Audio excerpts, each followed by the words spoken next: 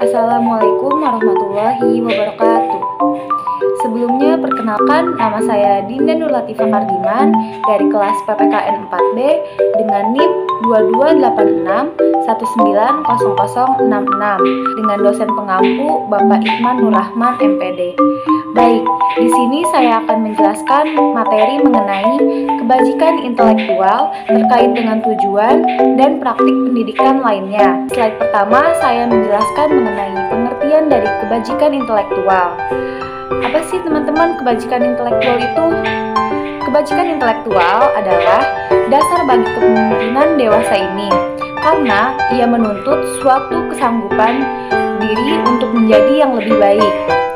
Jadi, nilai kebajikan intelektual mencakup keseimbangan antara pengetahuan dan akal budi, kehendak dan motivasi yang kuat, serta tindakan praktis yang merujuk pada kebaikan dan kebahagiaan. Kebaikan dan kebahagiaan ini menjadi tujuan utama yang dicapai dalam tindakan kebajikan intelektual. Oleh karena itu, kebajikan intelektual menjadi dasar kokoh dalam mewujudkan kepemimpinan yang baik dan berkualitas. Kepemimpinan kebajikan intelektual adalah model kepemimpinan yang sejati di era disrupsi saat ini, atau era terjadinya inovasi dan perubahan secara besar-besaran yang secara fundamental dapat mengubah semua sistem dan tatanan masyarakat. Baik, selanjutnya ada komponen semangat kritis mencakup sekelompok sikap, watak, dan sifat-sifat karakter yang banyak diantaranya dapat dianggap sebagai kebajikan intelektual. Yang pertama, ada disposisi untuk mencari alasan dan bukti, untuk menuntut alasan dan pembenaran atas klaim yang diajukan, dan untuk menanyakan.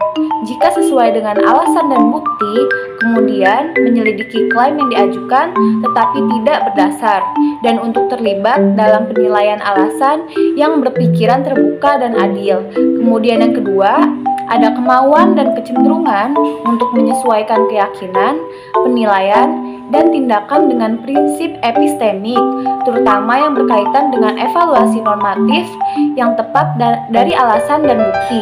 Yang ketiga, ada sekelompok sikap dan sifat karakter yang terkait, termasuk penolakan terhadap berkepihakan dan kesewenang-wenangan, komitmen terhadap evaluasi objektif dari bukti yang relevan.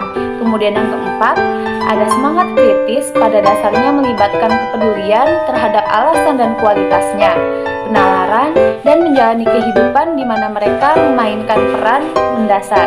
Lalu, Tishman, Jay, and Perkins menjelaskan bahwa dalam pandangan mereka, seseorang tidak dapat memiliki disposisi tanpa kemampuan yang relevan. Seseorang dapat memiliki kemampuan tanpa disposisi yang relevan. Mereka berkata bahwa kemampuan saja tidak cukup. Seseorang dapat memiliki kemampuan tetapi tidak melatih atau memanfaatkannya. Dan saya sebagai calon pendidik ingin siswa saya tidak hanya dapat berpikir kritis, tetapi berperilaku dengan cara yang berbudi luhur secara intelektual juga. Cita-cita pendidikan pada gilirannya ada beberapa pertimbangan, termasuk perannya dalam membantu siswa untuk menjadi mandiri dan siap untuk menjadi dewasa. Tepatnya dalam tradisi rasional di mana kita berusaha untuk menginisiasi siswa selama pendidikan mereka dan peran pentingnya dalam kehidupan yang demokratis. Yang paling penting, tugas kita sebagai calon guru yakni untuk memperlakukan siswa dan semua orang dengan hormat. Pendidikan yang dipandu oleh cita-cita City atau critical thinking adalah satu-satunya yang memperlakukan siswa, karena mengakui, menghormati, dan berusaha untuk menumbuhkan otonomi pendidikan, penilaian independen, dan hak untuk mempertanyakan, menantang, dan menuntut alasan untuk apa aja yang akan diajarkan, termasuk berpikir kritis untuk diri sendiri. Slide selanjutnya membahas mengenai epistemologi kebajikan yang diperpanjang. Pertimbangan perbedaan antara mengingat nomor telepon dengan menggunakan memori biologi seseorang dan mengingat nomor telepon dengan melihatnya di telepon. Dulu, kasus bahwa seseorang akan secara rutin menghafal seluruh nomor telepon, tetapi mengingat bahwa seseorang memiliki akses yang siap ke telepon seluler, sekarang tidak perlu melakukan ini untuk mengingat. mengingat nomor telepon tersebut. Apakah telepon dengan demikian merupakan bagian dari proses kemampuan seseorang memperoleh pengetahuan yang diperpanjang? Itu tergantung. Intinya adalah apakah informasi di telepon secara fungsional setara dengan informasi yang disimpan dalam memori biologi seseorang. Apakah yang pertama mudah diakses seperti yang terakhir? Juga penting sejauh mana seseorang telah dilatih untuk mengandalkan telepon melalui penggunaan yang berulang dan berhasil yang memperkuat kepercayaan pada perangkat telepon ini sehingga informasi diambil dari nilai nominal. Slide selanjutnya membahas mengenai kebajikan kesaksian. Tujuan dari kebajikan kesaksian ini adalah untuk mempercayai mereka yang dapat dipercaya, yaitu yang dapat dipercaya seperti mereka yang kompeten, jujur, dan tulus, dan tidak mempercayai mereka yang tidak dapat dipercaya, seperti dia tidak kompeten ataupun berbohong. Dengan kata lain, tujuannya adalah untuk memberikan pembenaran hanya kepada mereka yang pantas mendapatkannya.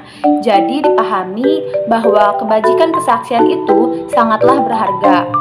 Bahkan tanpa niat yang sadar untuk mendidik peserta didik demi kebajikan kesaksian, para pendidik ini berkontribusi pada pembentukannya.